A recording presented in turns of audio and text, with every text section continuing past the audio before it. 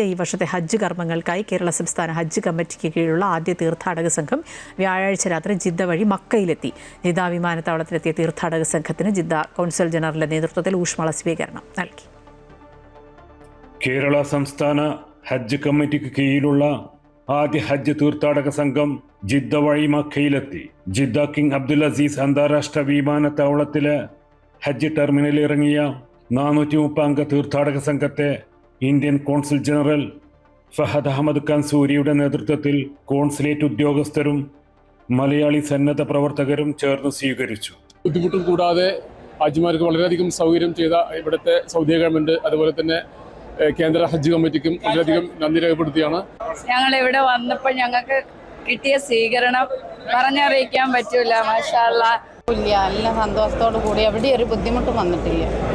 ജിദ്ദയിൽ നിന്ന് ഹജ്ജ് സർവീസ് കമ്പനികൾ ഒരുക്കിയ പ്രത്യേക ബസ്സുകളിൽ രാത്രി മക്കയിലെത്തിയ തീർത്ഥാടകർക്ക് അസീസയിലാണ് താമസ സൗകര്യം ഒരുക്കിയിട്ടുള്ളത്. KMCC, OICC, Navodaya, ICF, Vikhaya, തനിമ തുടങ്ങിയ സംഘടനകളുടെ സന്നദ്ധ പ്രവർത്തകർ ജിദ്ദയിലും മക്കയിലും തീർത്ഥാടകർക്ക് ഉപഹാരങ്ങൾ നൽകി സ്വീകരിച്ചു. ജിദ്ദ KMCC വനിതാ വിങ് ഫസ്റ്റ് ഹാജി ഇവിടെ എയർപോർട്ടിൽ ഇറങ്ങിയത് മുതൽ ഇൻഷാ അല്ലാഹ് അവസാനത്തെ ഹാജി ജിദ്ദ എയർപോർട്ടിൽ നിന്ന് തിരിച്ചു പോകുന്നത് വരെ എല്ലാവിധ സഹായ സഹകരണങ്ങളുമായിട്ട് അവരെ കൂടെ ഉണ്ടാവും.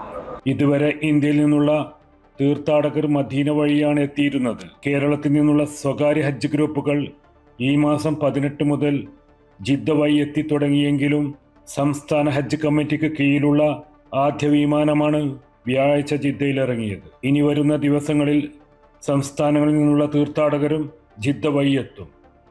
ജിദ്ദ വഴി ഹജ്ജിനെത്തുന്ന തീർത്ഥാടകർ ഹജ്ജ് കർമ്മങ്ങൾക്ക് ശേഷമാണ് മദീന സന്ദർശിക്കുക. ഈ വർഷം ഇന്ത്യയിൽ നിന്ന് 1,75,026 പേരാണ് ഹജ്ജിനെത്തുന്നത്. അതിൽ കേരളത്തിൽ നിന്ന് 13,194 തീർത്ഥാടകരാണ് ഹജ്ജ് കർമ്മത്തിനായി എത്തുന്നത്. ഹജ്ജ് തീർത്ഥാടകരുടെ വരവ് തുടരുകയാണ്.